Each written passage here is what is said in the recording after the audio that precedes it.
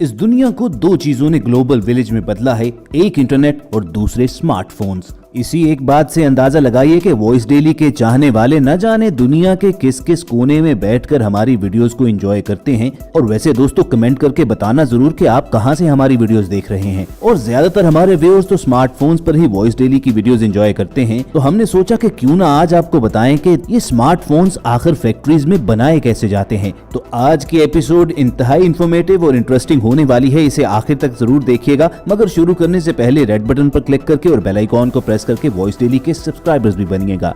दोस्तों शुरू में तो स्मार्टफोन्स महज अमीरों की अय्याशी हुआ करते थे, लेकिन आज ये लग्जरी से ज्यादा जरूरत बन चुके हैं। आपने अपने किसी प्यारे के साथ वीडियो चैट करनी हो या फिर कोई ऑनलाइन बिजनेस कॉन्फ्रेंस, यूनिवर्सिटी और कॉलेज स्टूडेंट्स ने पढ़ाई करनी हो, हत्ता के माओ को आजकल बच्चे पालने के लिए भी स्मार्टफोन्स की जरूरत हो चुकी है। तो चलें आज आपको सादा और आसान अल्फाज में बताते हैं कि आखिर फैक्ट्री में ये स्मार्टफोन्स बनते किस तरह हैं।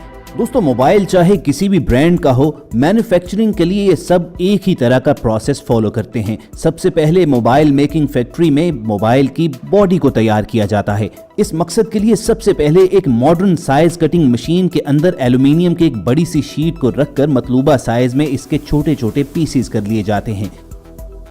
अब चूंकि हर मोबाइल के मॉडल के कैमरा प्लेसमेंट और उसके होल्स डिफरेंट जगह पर होते हैं, चुनाचे हर मोबाइल के खास स्ट्रक्चर के मुताबिक इस मशीन के जरिए उस एल्यूमिनियम की बॉडी को मुख्तलिफ जगहों से काटा और तैयार किया जाता है। फिर खुसूसी CNC मशीन के जरिए इस मोबाइल कवर को स्मूथ शेप और साइज में ढाला जाता है।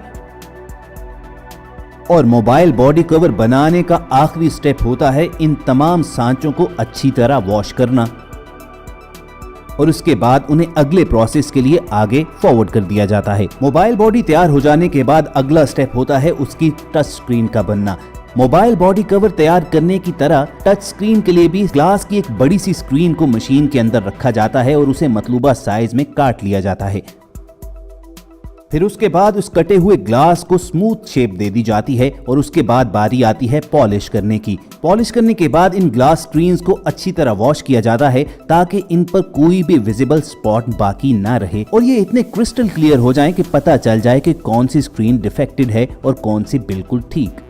उसके बाद इन ग्लास स्क्रीन्स के ऊपर कोटिंग की जाती है, जिसका बड़ा मकसद ये होता है कि अगर मोबाइल आपके हाथ से गिर जाए तो नुकसान कम से कम हो।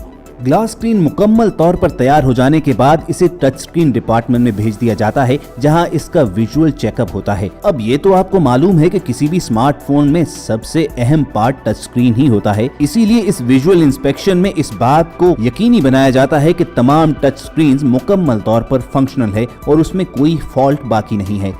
क्वालिटी कंट्रोल डिपार्टमेंट के वर्कर्स जब इन टच स्क्रीन्स को मुकम्मल फंक्शनल होने का सर्टिफिकेट दे देते हैं तो इनको कन्वेयर बेल्ट पर रखकर आगे रवाना किया जाता है। यहाँ एक छोटी सी ऑटोमेटिक ग्लू मशीन के जरिए इन टच पैनल्स की चारों जानिब ग्लू लगाई जाती है और उसके बाद वर्कर्स टच पैनल्स और मोबाइल बॉडी को आपस में जोड़ देते हैं। स्मार्टफोन मेकिंग प्रोसेस का अगला स्टेप होता है PCB पर काम करना, यानी प्रिंटेड सर्किट बोर्ड। इसी बोर्ड के अंदर मोबाइल के तमाम इलेक्ट्रिकल पार्ट जोड़े जाते हैं, इसी वजह से इसे मोबाइल का दिल भी कहा जाता है। इस स्टेप के दौरान बोर्ड को कोई नुकसान न हो, इसी मकसद के लिए इस पर पेपर टेप लगा दी जाती है और उसके बाद इस PCB पर फ्रंट कैमरा, बैक कैमरा और वाटर लेबल इंस्टॉल किया जाता है। वाटर लेबल एक व्हाइट स्टिकर होता है कि अगर आपका फोन पानी में गिरा हो तो मोबाइल ठीक करते वक्त उन्हें अंदाजा हो जाता है कि ये फोन किस तरह खराब हुआ, क्योंकि पानी में मोबाइल गिरने के बाद इस व्हाइट स्टिकर का कलर रेड हो जाता है। उसके बाद PCB के निचले हिस्से पर माइक लगाया जाता है और ज्यादातर मोबाइल के PCB के टॉप पर स्पीकर लगाया जाता है। इसे लगाते वक्त भी वर्कर्स बहुत एहतियात से काम लेते हैं, क्योंकि अगर ये खराब हो जाए तो फिर आप किसी से ना बात कर सकेंगे और ना किसी की बात सुन सकेंगे।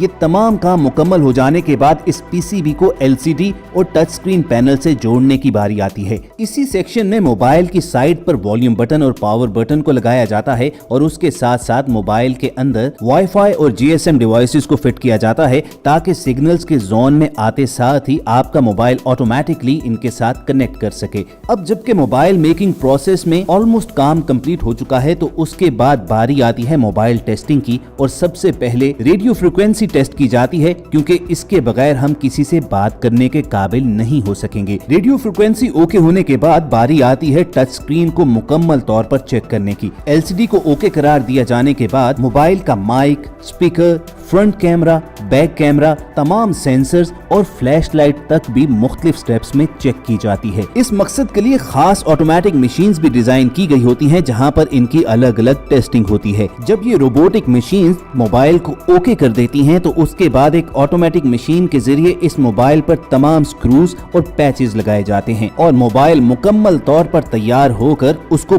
पैक करने की बारी आती है। मुकम्मल असेंबल डिवाइसेस को फिर कन्वेयर बेल्ट पर रख दिया जाता है, जहां पर वर्कर्स बारी बारी इन पर IMEI नंबर लगाते हैं। फिर उसके बाद इन पर मुख्तलिफ बारकोड्स लगाकर ये यकीनी बनाया जाता है कि कल को अगर कोई जानना चाहे कि ये मोबाइल ओरिजिनल है और इसी फैक्ट्री में तैयार हुआ है, तो उसे आसानी हो सके। और लास्ट स्टेप में इन मुकम्मल असेंबल्ड स्मार्टफोन्स को इनके पैकिंग के डिब्बों में और रैप करके मार्केट में सप्लाई कर दिया जाता है।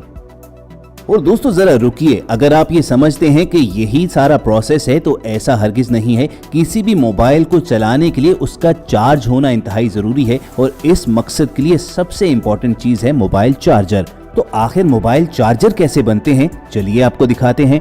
सबसे पहले मोबाइल चार्जर की प्लास्टिक बॉडी बनाने के लिए इसके रॉ मटेरियल को इस मिक्सिंग मशीन में डाल दिया जाता है। इस मशीन के अंदर ही ये रॉ मटेरियल एक पेस्ट की सूरत में बन जाता है और फिर इसी मशीन के नीचे लगी हुई एक मोल्डिंग मशीन इसको मोबाइल चार्जर की शेप में बाहर निकालती है। अगला स्टेप होता है इस प्लास्टिक बॉडी के अंदर करंट फ्लो के लिए प्लग्स लगाना और उसके बाद चार्जर के सबसे अहम हिस्से सर्किट को कंप्लीट किया जाता है। सर्किट बनाने वाली ऑटोमेटिक मशीन एक कन्वेयर बेल्ट के जरिए इसे आगे रवाना करती है, जहां पर एक कंप्यूटर के जरिए इन सर्किट्स को चेक किया जाता है कि ये मुकम्मल ओके हैं या नहीं। उसके बाद इन सर्किट्स पर कैपेसिटर्स, इनपुट और आउटपुट लगाई जाती हैं और ये काम करने के बाद एक कन्वेयर बेल्ट के जरिए इन सर्किट्स को आगे रवाना कर दिया जाता है। अगले स्टेप में इन सर्किट्स के ऊपर USB पोर्ट के लिए जगह बनाई जाती है और मोबाइल चार्जर बनाने के आखिरी स्टेप में इस सर्किट को मोबाइल की प्लास्टिक बॉडी के अंदर फिट किया जाता है और साथ ही USB वायर को भी कनेक्ट कर दिया जाता है। इसी सेक्शन में इस चार्जर के अंदर प्लग्स और पिन्स फिट कर दी जाती हैं और उसके बाद बारी आती है इन तमाम चार्जर्स को एक एक करके टेस्ट करने की। ये फिटनेस टेस्ट पास करने वाले तमाम चार्जर्स के ऊपर फिर कंपनियां अपना अपना लोगो और ब्रांड का निशान लगाती हैं और फिर वर्कर्स इन चार्जर्स को पैक करके मार्केट में सप्लाई कर देते हैं। तो दोस्तों ये था स्मार्टफोन बनाने का मुकम्मल फैक्ट्री प्रोसेस। पूरी उम्मीद है कि आपको यह वीडियो इन्फॉर्मेटिव लगी होगी और अगर ऐसा ही है तो इस वीडियो को लाइक करके फेसबुक और व्हाट्सएप के जरिए दूसरों के साथ शेयर करना मत भूलिएगा और कमेंट सेक्शन में जरूर बताइएगा कि अगली वीडियो में आप क्या चीज फैक्ट्री में बनते देखना चाहते हैं। वॉइस डेली की तमाम वीडियोस हासिल करने के लिए रेड बटन पर क्लिक करके और बेल आइकॉन को प्रेस करके हमारे सब्सक्राइबर्स भी बनिए। जल्द आपसे दोबारा मुलाकात होगी। सुनते रहिए वॉइस डेली।